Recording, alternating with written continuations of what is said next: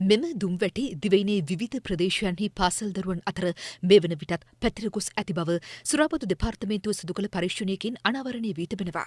විද්‍යුත් දුම්වැටි අලෙවිවීම බහුලව සිදුවන්නේ මාර්ගගත ක්‍රමයටයි. මෙම දුම්වැටි ගුවන්තොටුපළ, වරාය සහ මුහුදු මාර්ග ඔස්සේ මෙරටට පැමිණෙන අතර ඒවා භාවිත කිරීම ඉතා පහසු ආකාරයෙන් සකස් කර තිබීමද විශේෂත්වයක්. මෙතන තියෙනවා මේ අතේ වදින ඔරලෝසුවක්. මේක දුම් පානය කරන්න පුළුවන් විදිහට හදලා තියෙන්නේ. මේක චාර්ජ් කරන්න පුළුවන්. දරුවෙකුට කියන්න පුළුවන් මේක චාර්ජරයක් කියලා. විශේෂම භයානක දේ තමයි මේ හැම එකකම එක එක රස ගන්නවලා තියෙනවා. පළතුරු වල තියෙන සුවඳ වලින් තමයි මේක රස ගන්නවලා තියෙන්නේ. තියෙන භයානකම දේ තමයි මේවට ඇඩික්ට් වෙනවා සාමාන්‍ය සිගරට් වලට වඩා වේගෙන්. ඒකෝට මේ එකක් ගත්තාම සිගරට් එකේ පාවිච්චි කරලා ඉසි කරනවා වගේ නෙමෙයි මේකේ ආයෙ රීපීල් කරලා මේක භාවිත කරන්න පුළුවන් තත්ත්වෙට මේව හදලා තියෙන්නේ. රත්නපුර ප්‍රදේශයේ එක ඉස්කෝලේක දරුවෙක් මේ වගේ ද්‍රව්‍යයක් ගෙනල්ලා අනිත් පාසල් දරුවන්ට එක උගුරකට රුපියල් 20 ගණනේ අය කරලා තියෙන අවස්ථාවක්.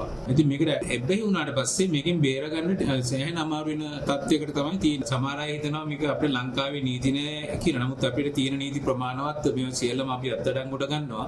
ශිෂ්‍ය විතර නෙවෙයි ශිෂ්‍යාවනුත් පිළිවෙමින් තියෙන තත්ත්වයක් තමයි තියෙන්නේ. මේ වගේ දේවල් දැනගත්තු ගමන් වහම අපි 19 13ට හරි ලංකතින් සුරාපතු ප්‍රාදේශික කාර්යාලයට හරි දැනුවත් කිරීම කරන අපි අදාළ නීතිමය ක්‍රියාමාර්ග වහම පටන් ගන්නවා. මෙම දුම්වැටිවල බාහිර ස්වභාවය නිසා විද්‍යුත් දුම්වැටි බවට කිසිවෙකුටත් ක්ෂණිකව හඳුනා ගැනීමේ හැකියාවක් නැහැ.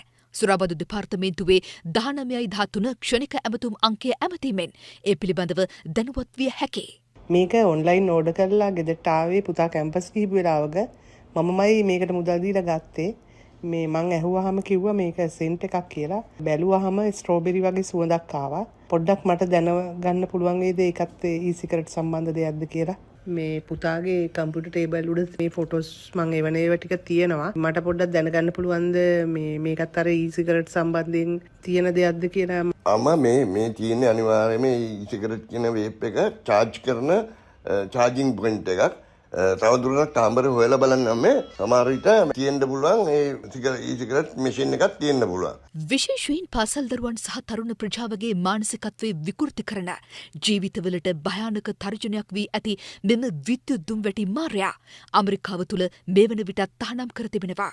ලෝක සෞඛ්‍ය සංවිධානය මේ තහනම් කර ඇත්තේ භාවිතයට භයානක දුම්වැටි විශේෂයක් ලෙස නම් කරමින්. එවැනි පසුබිමක අනාගත පරපුර නසන විද්‍යුත් දුම්වැටි භාවිතය වහා මර්ධනය කිරීම සියලු දෙනාගේ සාමූහික අවධානයේ යොමු විය යුතු කරුණක්.